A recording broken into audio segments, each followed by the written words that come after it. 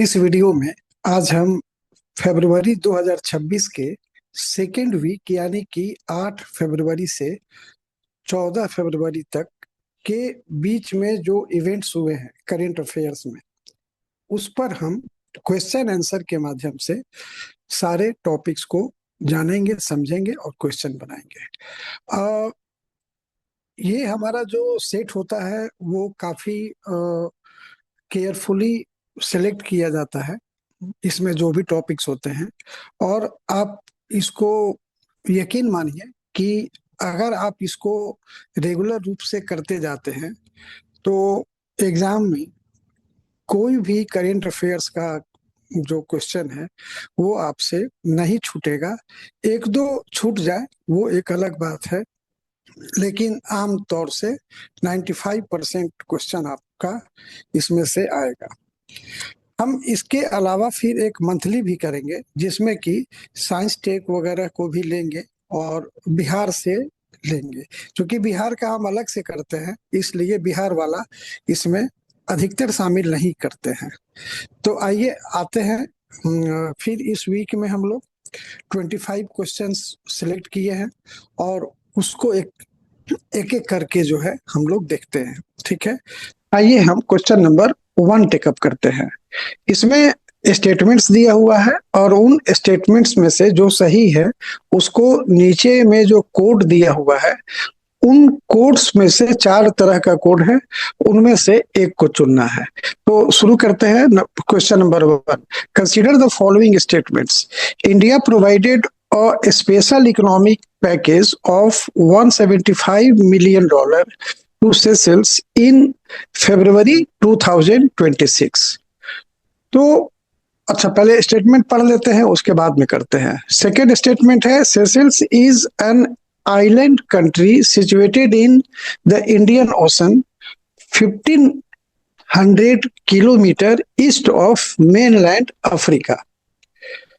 Third is it's capital is Victoria. ये question take up करने का जो मुख्य कारण है, सेशेल्स आप देख रहे हैं कि ये इंडियन ओशन में सिचुएटेड है। हालांकि ये अफ्रीकन कंट्री में आता है, लेकिन इंडियन ओशन में होने के कारण ये कंट्री हमारे मैरीटाइम सिक्योरिटी के लिए, जो इंडियन ओशन से अराइज होता है, उसके लिए काफी इम्पोर्टेंट है। अब इसमें जब वहाँ के जो भी कंट्रीज जैसे ये मालदीव्स हुआ, श्रीलंका हुआ, सेशेल्स हुआ, तो इनके साथ हमारा संबंध बना रहा है और इनका किसी अन्य देश जो हमारे खिलाफ कल को जा सकते हैं, जैसे चाइना, पाकिस्तान, उनके साथ इनकी दोस्ती कम बनी रहे और इनकी निर्भरता हम पे ज्यादा बनी रहे, तो इनके साथ हमको अपना आर्थिक संबंध और हर तरह का राजनीतिक या फिर सांस्कृतिक सबको मजबूत करना पड़ता है। तो इसके प्रेसिडेंट जो है वो अभी इंडिया आए थे और उनको $175 मिलियन का उनको इकोनॉमिक पैकेज दिया गया। ठीक है, ये तो बात सही है कि सेशेल्स जो है वो इंडियन ओशन में है और ये मेनलैंड अफ्रीका में पड़ता है। इसका कैपिटल जो है विक्टोरिया है, तो ये भी सही है। तो तीनों इसका आंसर, तीनों स्टेटमेंट सही है। इस कारण से इसका फाइनल आंसर सी हो जाएगा। ठीक है, इस पर थोड़ा सा हम लोग देख सकते हैं जो इसका इस पर जो डिटेल्स है। एक तो है कि सेशेल्स के जो प्रेसिडेंट हैं उनका नाम क्या है? उनका नाम है पैट्रिक हरमिनी। ठीक है, तो ये भी नाम याद रखिएगा। ये आए थे इंडिया फरवरी में। ठीक है, उनके साथ में 7 एग्रीमेंट्स किया गया। जाहिर है उसमें डिफेंस, मैरीटाइम, कॉमर्स और आईटी यानी कि इंफॉर्मेशन टेक्नोलॉजी से रिलेटेड ये चीजें थी। ये जो पैकेज दिया गया है $175 मिलियन का, इसमें 2 पार्ट है। एक पार्ट है कि 125 मिलियन का जो है वो ये लाइन ऑफ क्रेडिट दिया हुआ है। लाइन ऑफ क्रेडिट में क्या होता है कि वो कंट्री इतना पैसा उसके एक तरह से पूल में, या कहिए कि बैंक अकाउंट में एक पूल ऑफ अमाउंट है ये, तो उसमें ये डाला हुआ रहेगा। और वो एक बार में तो नहीं, एक बार में भी ले सकता है, लेकिन जितना जितना जरूरत होगा इसमें से निकालते जाएगा, और उस ढंग से उसके पास में ये अवेलेबल रहेगा। इसके अलावा 125 मिलियन डॉलर के अलावा 50 मिलियन डॉलर का जो है ग्रांट दिया जाएगा। ठीक है।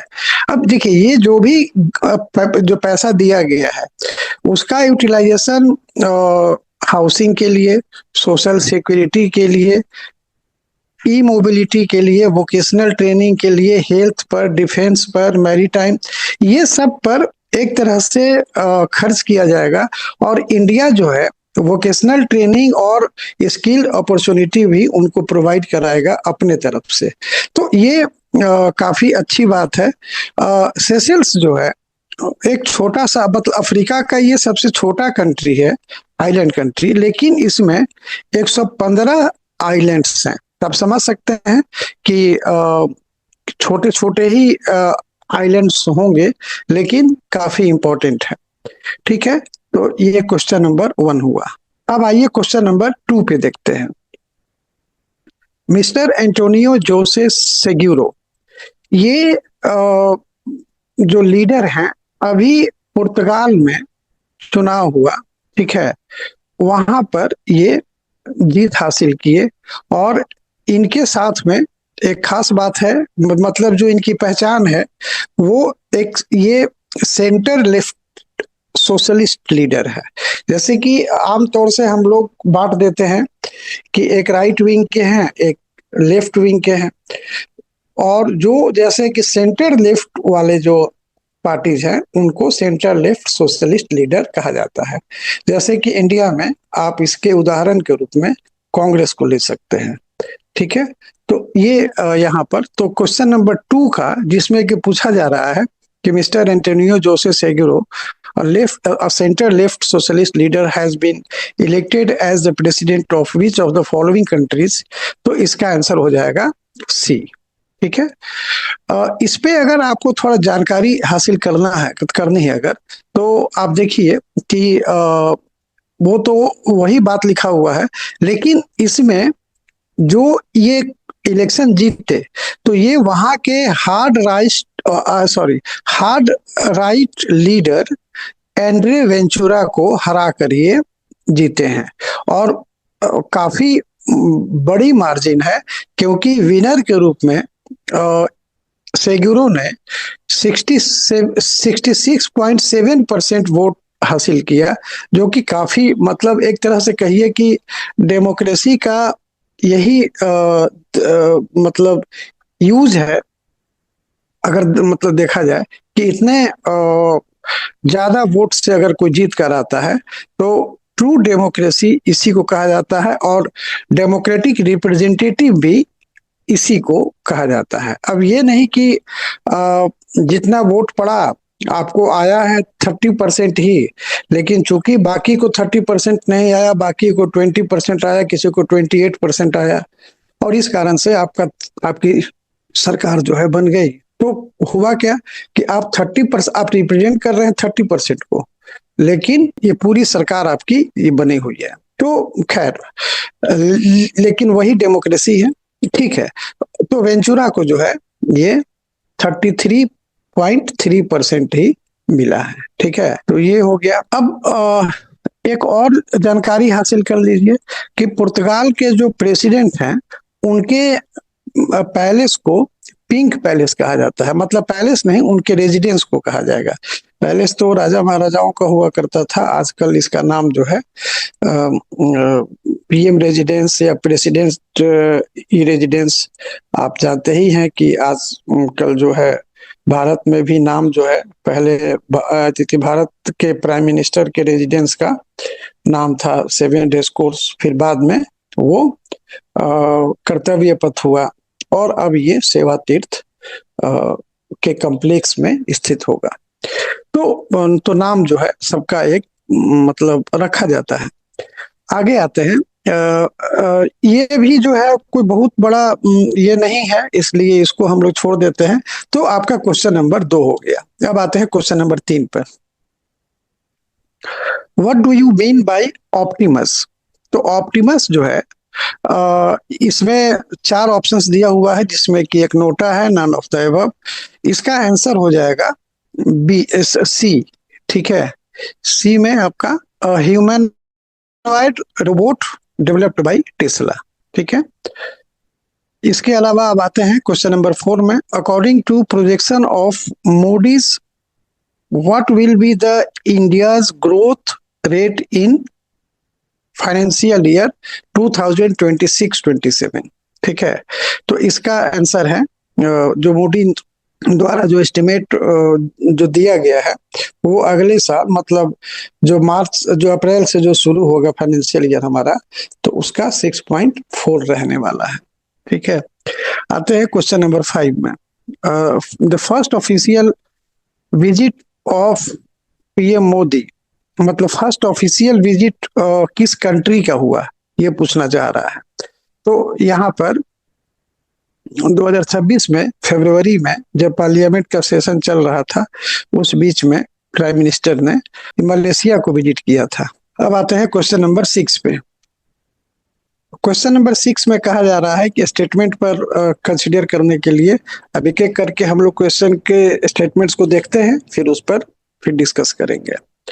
किम्बरली प्रोसेस सर्टिफिकेशन सिस्टम, तो इसके बारे में हम लोग को शायद पता होगा कि किम्बरली प्रोसेस जो है, ये कॉन्फ्लिक्ट डायमंड को मेन स्ट्रीम इकोनॉमी में आने से रोकता है। ठीक है, तो पहला स्टेटमेंट है कि Kimberley process certification system is related to regulation of conflict diamond in main stream world economy. तो ये तो और जोड़ने की बात कहा जा रहा है ये स्टेटमेंट में, तो ये आपका गलत है। इट वाज लॉन्च्ड इन 2003, ये सही है। India will assume it's chairmanship from 1 अप्रैल 26, ये गलत है। ये 1 जनवरी 2026 से है। India is largest producer of conflict diamond, बिल्कुल नहीं, इंडिया में तो कॉन्फ्लिक्ट डायमंड होता ही नहीं है। ठीक है, तो ये भी आपका गलत है। तो आपका आंसर सही क्या हुआ? एक जो है, केवल 2 आंसर सही हुआ। तो इसमें हम लोग अगर कोड में देखेंगे तो ओनली 2 आ जाएगा। ठीक है, किम्बरली प्रोसेस के बारे में बहुत लंबा चौड़ा कंटेंट है, जो कि हमको लगता है कि शायद उतना यहाँ कर पाना संभव नहीं होगा।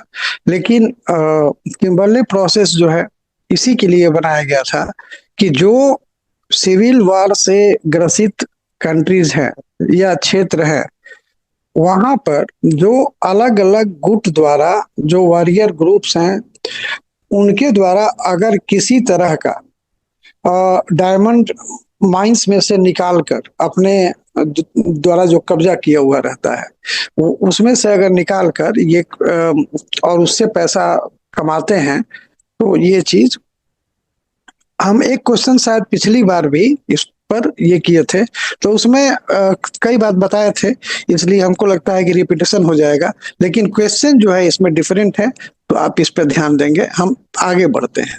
ठीक है, अब आते हैं क्वेश्चन नंबर 6 पे। क्वेश्चन नंबर 6 पे कह रहा है कि which of the following statements is are correct? Number A, HbA1c is glycated haemoglobin, तो ये तो सही स्टेटमेंट है। It is use to test level of blood sugar, ये भी सही है। तो यहाँ पर आपका आंसर हो जाएगा बी, मतलब बोथ, सी हो जाएगा। ठीक है, ये सी हो जाएगा। अब इसमें ये क्यों क्वेश्चन इंपॉर्टेंट हुआ? क्योंकि लैंसेट जर्नल जो है, उसमें 9 फरवरी 2026 को एक आर्टिकल छपा था, जिसमें ये बात कहा गया कि इंडिया में, एक तो इंडिया हाईली डायबिटिक कंट्री है, इसके मतलब डायबिटिक पेशेंट्स हैं, उनकी संख्या यहाँ काफी अधिक है। तो उनका जो ब्लड शुगर का जांच होता है, उस टेस्ट में यही HbA1c मेथड से किया जाता है। और इसमें इस रिपोर्ट में कहा गया है कि ये ठीक नहीं है, ये सही डेटा नहीं देता है, क्योंकि जो हीमोग्लोबिन यानी कि जो ब्लड सेल्स जो है उसमें आयरन वगैरह का जो मात्रा है उस पर अगर देखा जाए तो उसमें वेरिएशन कई और डिजीज के कारण भी होता है, जैसे सिकल सेल डिजीज है, थैलेसेमिया है। तो इसमें यही मुख्य बात है कि ये जो है मेथड सही नहीं है। ठीक है, अगर और कोई मेथड आपके पास में अभी नहीं अवेलेबल है तो ये ठीक है, लेकिन बहुत अच्छा मतलब सटीक आंसर ये रिजल्ट देता हो ये जरूरी नहीं है। क्वेश्चन नंबर 7 पे आते हैं। क्वेश्चन नंबर 7 में कहा गया है कि द IT मतलब इंफॉर्मेशन टेक्नोलॉजी ब्रैकेट में intermediate guidelines and digital media ethics code, ये जो IT अमेंडमेंट रूल है 2026 का, ये 20 फरवरी 2026 से ये लागू होगा। ठीक है। दूसरा स्टेटमेंट है कि according to it unlawful content will have to be deleted or removed within 24 to 36 hours from the notice when मतलब notice received instead of 1 week earlier provision। तो मतलब कहने का मतलब है कि अगर क्या ये सही है कि इस नियम के लागू होने के बाद जो भी अनलॉफुल कंटेंट होगा उसको पहले जो 1 सप्ताह था अब उसको 24-36 घंटे में ही हटाना जो है कंपलसरी हो जाएगा। तो इसका आंसर क्या हो जाएगा आपका? इसका आंसर हो जाएगा ए, क्योंकि ये जो है अब 2-3 घंटे में ही हटाना होगा, क्योंकि अब 24-36 घंटा नहीं लिया जाएगा, 2-3 घंटे में ही हटाना होगा। पहले जो था ये 24-36 घंटे में था। तो ये केवल आपका 7वां का ये आंसर हो जाएगा। क्वेश्चन नंबर 8 का आते हैं। क्वेश्चन नंबर 8 में स्टेटमेंट नंबर 1 है the provisions regarding motion for removal of speaker of Lok Sabha has been provided in Article 94C। ये आप समझ गए होंगे कि लोकसभा के स्पीकर को हटाने के लिए जो अपोजिशन पार्टीज द्वारा जो ये मोशन दिया गया है उसके बारे में है। इस मोशन के माध्यम से स्पीकर को हटाया जा सकता है और इसका प्रोविजन जो है आर्टिकल 94C में दिया हुआ है। तो ये स्टेटमेंट आपका सही है। The process of discussion and voting must be completed with in 10 days. देखिए यहाँ पर क्या है कि ये जो विद इन 10 डेज दिया हुआ है, ये जब जैसे कि मोशन है तो मोशन दिया गया लोकसभा सेक्रेटेरिएट को, और वहां से ये तो 14 दिन पहले दिया जाना होता है जबकि आपको पेश करना है। अब अगर ये एक्सेप्ट हो गया तो जिस तारीख को एक्सेप्ट हुआ उसके 10 दिन के अंदर में इस पर वोटिंग और डिस्कशन हो जाना चाहिए। तो ये भी सही है। तीसरा स्टेटमेंट है first motion for removal of Lok Sabha speaker was given in 1987 against Balram Jakhar. तो ये सही नहीं है, क्योंकि जीवी मौलंकर के खिलाफ दिया गया था पहली बार। तो आपका 1 और 2 जो है ये आंसर इसमें सही हो जाएगा। ठीक है, ये है 1 और 2। अब आते हैं क्वेश्चन नंबर 9 पे। In which of the following cities the World Seafood Congress 2026 was held. ठीक है, यहाँ पर एक चेंज करना होगा कि डी को काट कर यहाँ पर नोटा लिखना होगा, क्योंकि ये जो वर्ल्ड सी फूड कांग्रेस है ये कहाँ आयोजित किया गया था? चेन्नई में। ठीक है, तो यहाँ पर नोटा हो जाएगा।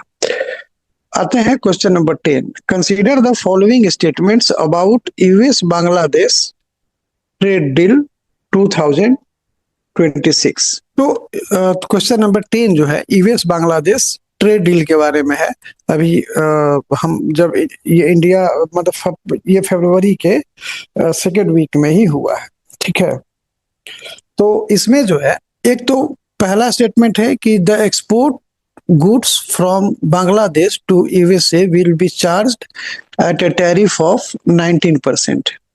हमारे साथ जो डील हुआ था इंडिया के साथ में, अभी तो क्या उसकी स्थिति है काफी सर्टेनिटी के साथ नहीं कहा जा सकता है, क्योंकि हमारे साथ जो जो डील हुआ था उस पे 18% की बात थी, इसमें जो है 19% की बात कही गई है। लेकिन यहाँ पर एक ट्विस्ट ये है कि बांग्लादेश टेक्सटाइल प्रोडक्ट्स का सबसे बड़ा प्रोड्यूसर है। तो यहाँ पर बांग्लादेश जो है अभी तक कॉटन का जो इंपोर्ट है वो यूएसए वो इंडिया से करते रहा है। अब इसमें एक प्रोविजन डाल दिया गया है कि अगर बांग्लादेश कॉटन को यूएसए से खरीदेगा तो इसके टेक्सटाइल प्रोडक्ट्स जो अमेरिका में जाएंगे उस पर 0% टैक्स लिया जाएगा।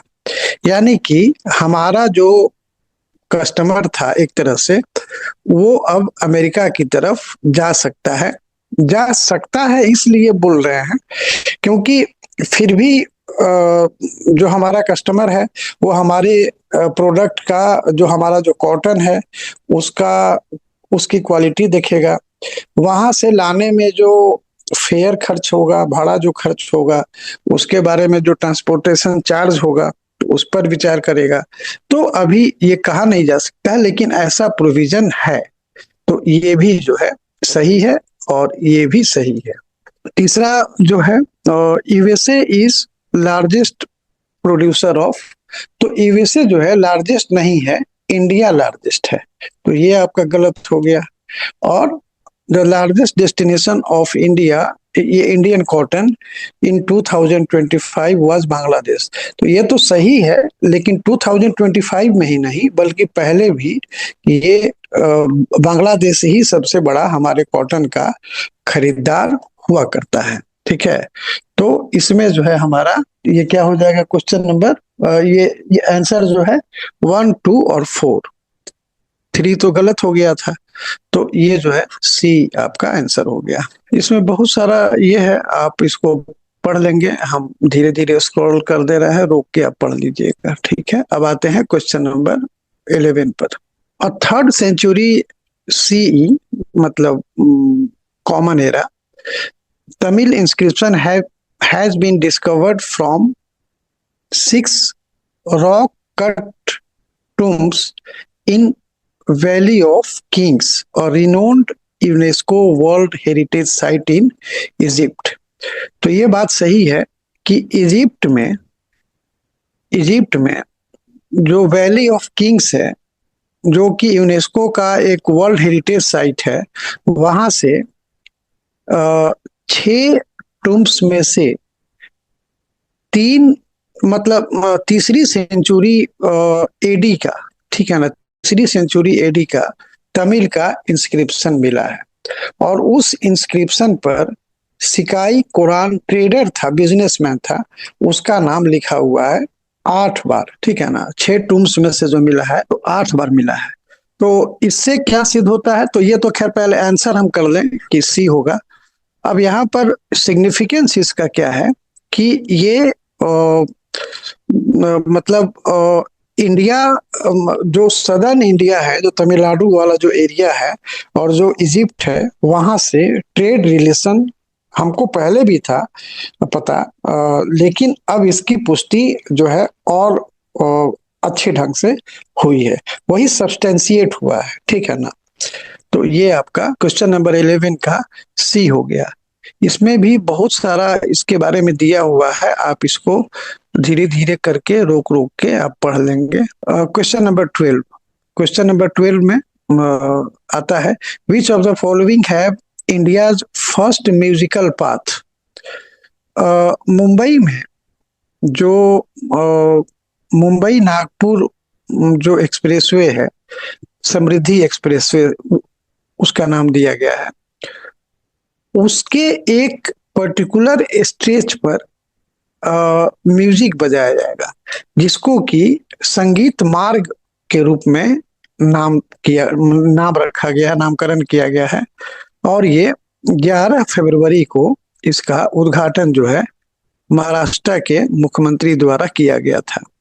और इस स्टेज पर मतलब संगीत मार्ग पर ए आर रहमान का जो फेमस जय हो है, जिसको कि ऑस्कर भी मिला हुआ है, उसको बजाया जाएगा, ताकि वहां से गुजरने वाले लोगों को अच्छा महसूस हो सके। ठीक है, इस तरह का सिस्टम जो है 4 कंट्रीज में है, हंगरी में, जापान में, और साउथ कोरिया में और यूएई में। मुंबई में जो समृद्धि एक्सप्रेस पर इसको इनॉग्रेट किया गया है, इसका जो निर्माण है वो हंगेरियन टेक्नोलॉजी पर है। तो ये आपका समझने के लिए है। ठीक है, क्वेश्चन नंबर 13 में आते हैं, वंदे मातरम पर है। The national song Vande Mataram should be संग और प्लेड बिफोर द, तो ये तो आप स्टेटमेंट दे के आप समझ सकते हैं कि सही है। इसके अलावा when the national song is played by a band, the song will be preceded by a roll of drums। मतलब कि जब अगर दोनों बजाया जाना होगा और पहले से अनाउंस नहीं किया हुआ है, तो एक ड्रम बजाकर लोगों को अवेयर करना पड़ेगा कि वंदे मातरम जो है बजने जा रहा है, और उसके लिए आप लोग खड़े हो जाइए। तो ये भी जो है आपका सही है। ठीक है,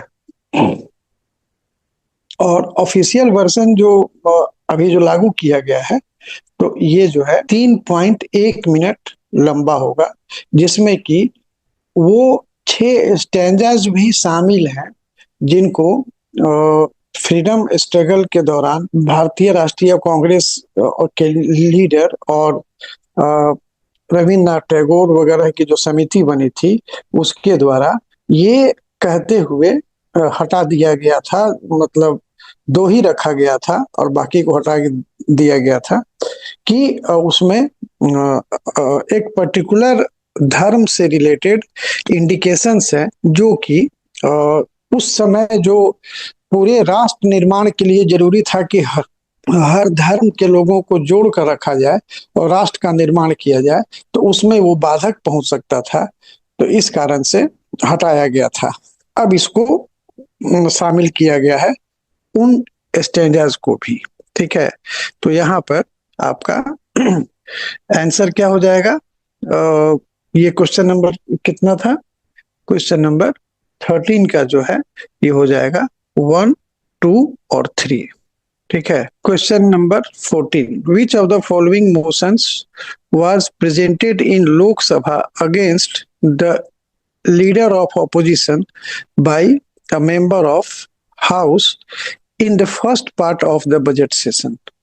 तो इसमें जो निशिकांत दुबे हैं, बीजेपी के मेंबर हैं, उन्होंने एक मोशन पेश किया था, जो कि जिसका जो क्लासिफिकेशन अगर देखा जाएगा तो ये आ जाएगा सब्सटेंसिव मोशन में। ठीक है, पहले प्रिविलेज मोशन के रूप में लाने की बात हो रही थी, लेकिन बाद में उसको सब्सटेंसिव मोशन के रूप में लाया गया। Question number 15, who has been appointed as chairman of 31 member joint parliamentary committee to examine the Viksit Bharat शिक्षा अधिष्ठान bill.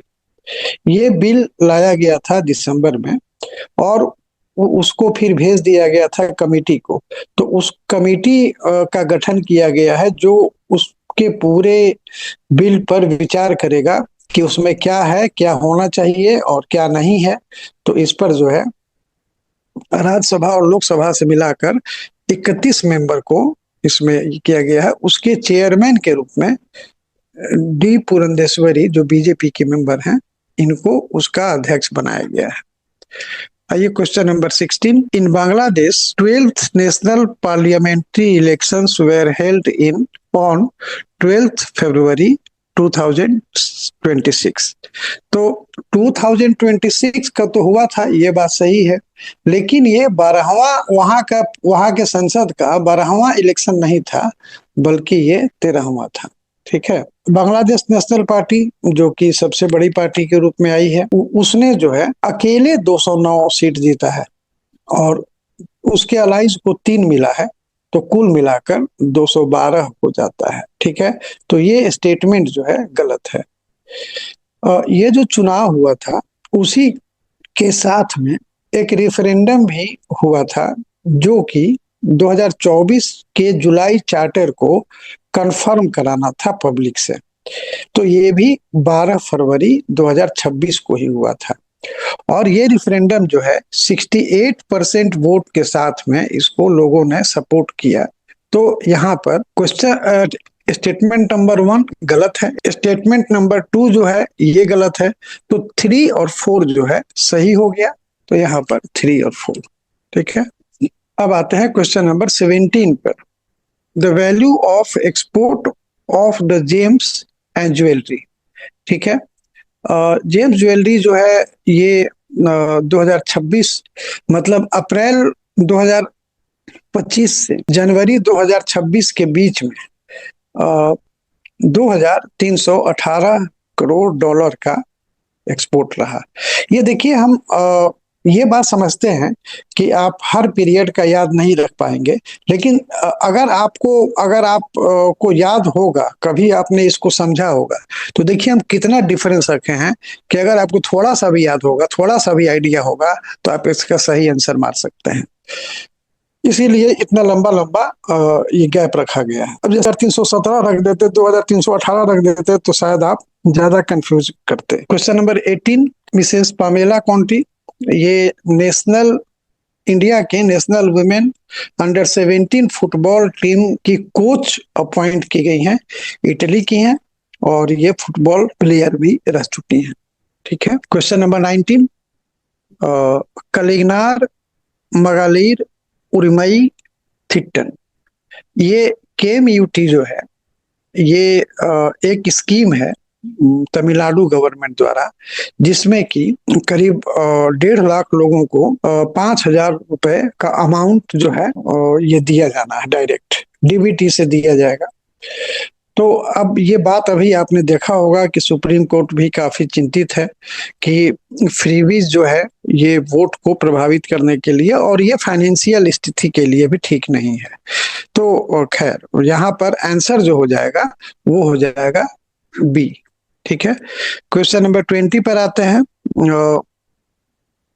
62nd Munich security conference, ये जो है जर्मनी में 13 से 15 फरवरी के बीच में किया गया, ऑर्गेनाइज किया गया। तो ये सही है या गलत है? ठीक है, और दूसरा स्टेटमेंट है कि it has been organised since 1963। तो ये काफी लंबा समय ये दिया गया है। तो और ये काफी अभी चर्चा में भी था, क्योंकि वहां पर जो मार्को रूबियो हैं अमेरिका के, उन्होंने कहा था कि यूरोप जो जिस ढंग से काम कर रहा है, एक क्रिटिसाइज करने का उनका तरीका हो सकता है कि जो यूरोप जिस ढंग से अभी काम कर रहा है वो सिविलाइजेशनल इरेजर के रूप में काम कर रहा है। मतलब कि उनका कहना था कि यूरोप अगर अमेरिका के कन्फ्लिक्ट में रहता है तो हो सकता है कि पूरा यूरोप जो है खत्म भी हो जाए। तो एक तरह से ये धमकी भी था। और आजकल जो एक ट्रम्प साहब ने अलग डिप्लोमेसी शुरू की है, उसके अब ये पर्सपेक्टिव में आप इसको देख सकते हैं। तो क्वेश्चन नंबर 20 का C हो जाएगा। Question number 21, which of the following offices is are included in newly inaugurated Seva Tirth. तो उसमें जो है ये PMO होगा, नेशनल सिक्योरिटी सेक्रेटरीट होगा और कैबिनेट सेक्रेटरीट होगा, ये नहीं होगा। तो आपका आंसर हो जाएगा B। ठीक है, who of the following Hindu leaders have been included in newly formed cabinet of Bangladesh. तो नित्य राय चौधरी और दीपेन दीवान, इन दोनों को चूंकि BNP ने 6 हिंदू कैंडिडेट्स फील्ड में लाए थे, जिसमें से कि 3 जो है जीते, जिसमें कि तीसरे जो हैं ये ज्ञानेश्वर चंद्र रॉय हैं। तो इनको मिनिस्टर नहीं बनाया गया, लेकिन एक समय बात चल रही थी कि इनको रेलवे मिनिस्टर बना दिया जाएगा, लेकिन खैर सब जगह की अपनी पॉलिटिक्स है। लेकिन और यहाँ पर ये जो हिंदू, जो चूंकि ये बौद्ध हैं, लेकिन चूंकि बौद्ध भी हिंदू में आते हैं, तो ये माना जाता है कि हिंदू कम्युनिटी से दूर रहे। हालांकि वहां पर हिंदू कम्युनिटी का जो परसेंटेज है वो 8% है। ठीक है, इसके बारे में देखिए हम बहुत कुछ दिया हुआ है। आप हमको बोलने से ज्यादा अच्छा है आप इसको रोक रोक के पढ़ लेंगे, आपको बहुत सारी बातें, बहुत सारी जानकारी आपको मिल जाएगी। Question number 23, which of the following countries had appointed world's first minister for artificial intelligence? आजकल ये जो है हर जगह छाया हुआ है, तो इसका खैर आंसर हो जाएगा डी। ठीक है, question number 24, which of the following are correct? तो मैग्नस कार्लसन ये जो है जीते हैं, ये सही है। ये जो कोरम शहर ये कोरम शहर 4 मिसाइल है जो कि, और बैलिस्टिक मिसाइल है जो कि ये ईरान द्वारा डेवलप किया गया है, टेस्ट किया गया है अभी हाल ही में। तो यहाँ पर दोनों जो है सही है। क्वेश्चन नंबर 25 में, which of the following statements is are correct about Piton de Fournaise volcano? Reunion जो है फ्रेंच आइलैंड है जो कि इंडियन ओशन में है, वेस्टर्न इंडियन ओशन में है। तो ये जो है यहाँ पर अभी विस्फोट हुआ और ये फटा था। ठीक है, वैसे ये 5 लाख साल पुराना है माना जाता है, और ये अभी यूनेस्को वर्ल्ड हेरिटेज साइट भी इसको डिक्लेयर किया गया था, लेकिन अभी ये हुआ है इंडियन ओशन में है। तो ऑल ऑफ द अबव जो है इसका सही आंसर हो जाएगा। तो अब यहाँ पर हम लोग 25 क्वेश्चन देखें। ठीक है ना, देखिए हो सकता है कि हमारा जो बोलने का तरीका हो उतना प्रोफेशनल वे में नहीं हो, क्योंकि हम कोई यूट्यूबर या कोई उस तरह से आर्टिस्ट या कोई उस तरह के नहीं है, हम एक टीचर के रूप में हैं। तो टीचर का थोड़ा सा आप एक उस तरह से यूट्यूबर में जैसे प्रोफेशनलिज्म आता है, लेकिन हमारा कंटेंट जो है वो किसी भी यूट्यूब के वीडियो से काफी अच्छा है, इस चीज को हम गारंटी के साथ कह सकते हैं। आप इसको ध्यान से पढ़िए, ध्यान से देखिए, ठीक है, और हमको लगता है कि आपको काफी फायदा होगा। ठीक है, थैंक यू।